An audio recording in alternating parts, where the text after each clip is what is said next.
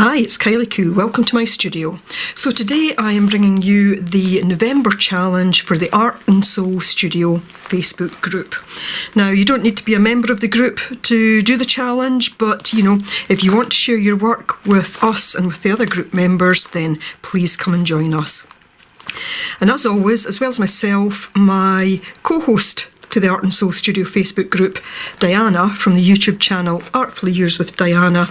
She'll be doing a video too, and I will leave a link to her video in the description box below. Now, sorry we're a little bit late in bringing this month's challenge, simply because Diana and I live in two different time zones. Sometimes it's a little bit difficult for us just to kind of get together and have a chat about the challenge for each month. So here it is anyway.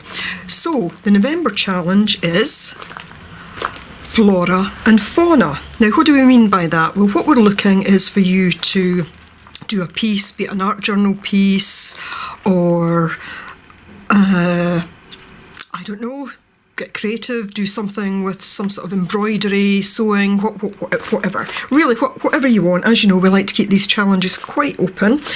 So for Flora, we're thinking anything, trees, flowers, plants of any description. And for Fauna, really keeping that very broad, so animals, birds, reptiles, fish. All we're asking is that you include elements of both flora and fauna in their widest sense into whatever you do. And it's something you can make it quite realistic, or it could be fantastical. I don't actually know if fantastical is a word, but I'm sure you get what I mean. And you can draw, you can paint, you could collage, as I say. If you could do embroidery, you can do digital, whatever. Just incorporate elements of flora and fauna into your piece. Now, in terms of sources, I've been through my stash just for things that I might incorporate. I use collage in my work, but I never do whole pieces that are based on collage. And I almost feel that today I'm going to do something that involves a lot of collage. So I've got some book pages that are always good for background.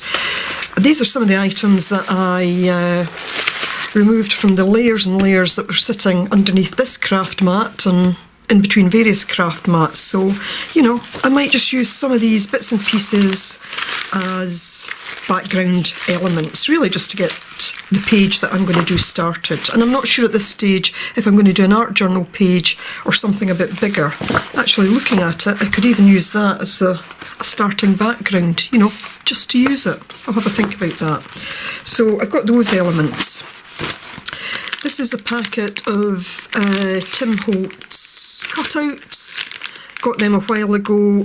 One of the things I'm really bad for is buying things like this and not using them. It's that kind of sense of, oh, they're too good to use. Once I've used them, they're gone type thing. So I might force myself to use a few of these just to get the packet open and get using them.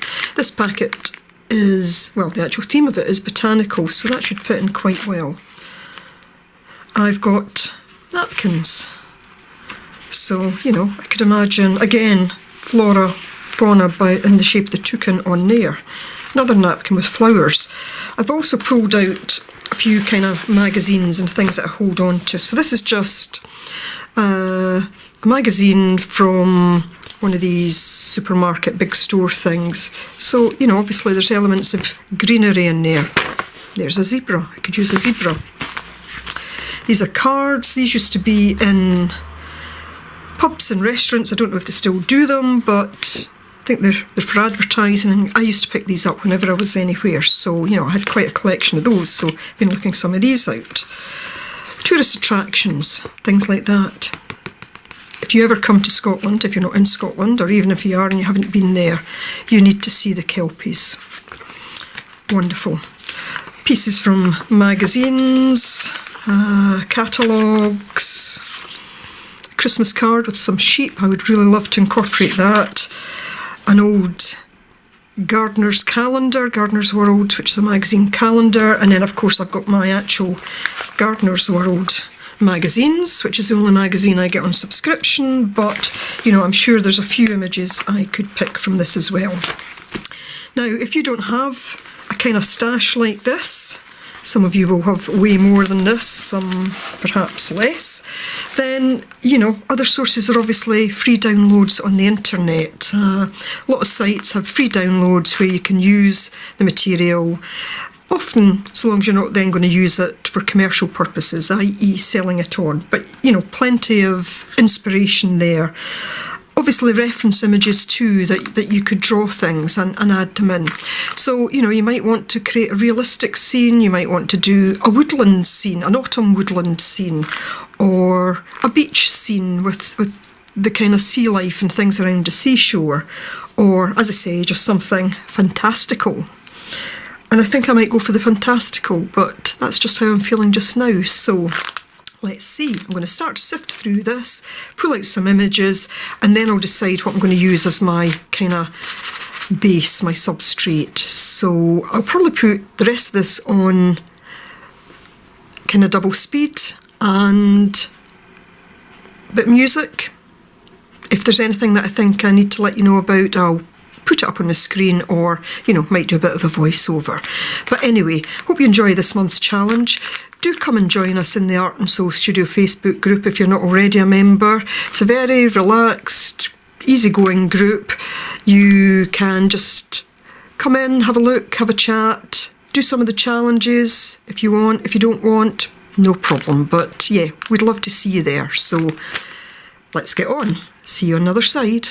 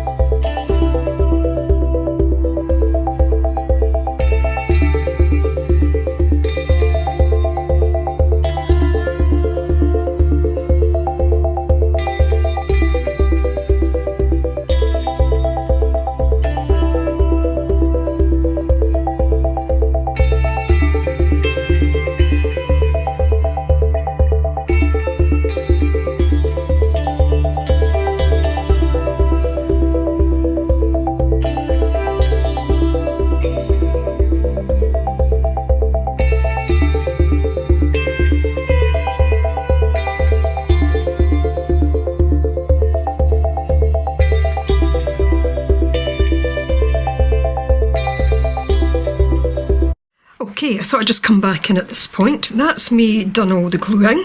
I put in most of the elements that I showed earlier on. I did leave out a couple and I've added in a couple of different things. Most in the kind of same position as I'd laid it out, some slightly different, but you know, sometimes when you're going along you just see things that you want to change. So I need to just kind of make sure everything is well stuck down. Then I will leave it to dry just for a little while, maybe have a cup of tea or a cup of coffee or something. I think then what I want to do is, I want to fill in some of these little gaps, just kind of here where the original paper's showing through. I've got a notion to maybe use some kind of neon colours. Also, I think I maybe want to just kind of highlight one or two of the features. Maybe using Posca pens, not entirely certain. I managed to pull the cow's tail off. I want to just tidy that up a little bit. You'll see that where I've cut around things, I haven't gone right up to the edges. I've left a little bit of a border anyway, so I'll look at whether or not I want to go around these a bit more. And I don't know, I kind of feel that I want to do a bit of stamping as well, but I just need to kind of think about it for a few minutes or so. So yeah, as I say, I'll leave it to dry, cut off these edges, and then I'll see what next.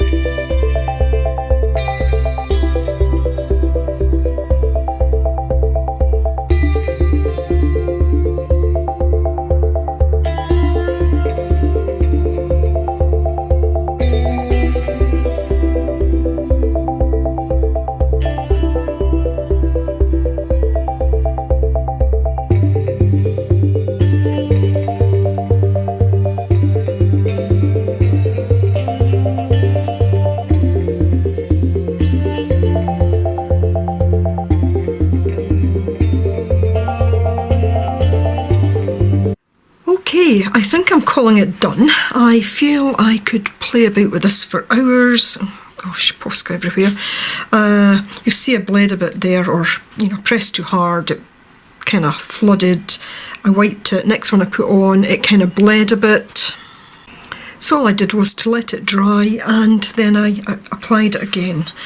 So just wanted to do a little bit of kind of outlining, a little bit of highlighting by using the Poscas. But as I say, I feel that I could go on and do that for hours more. So that's my interpretation of Flora and Fauna. Lots of different things, a bit jungly in here with the toucans and whatever, and then some, sheep down here, more a kind of winter country scene.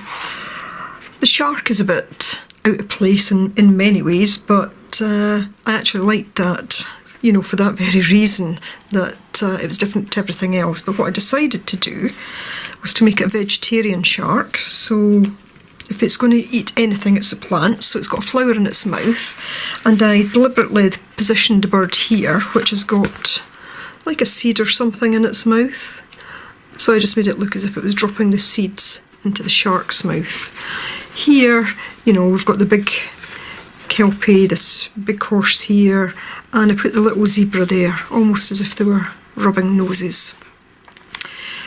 This bit, I kind of, the exotic jungle scene background, just that little bit, yet this very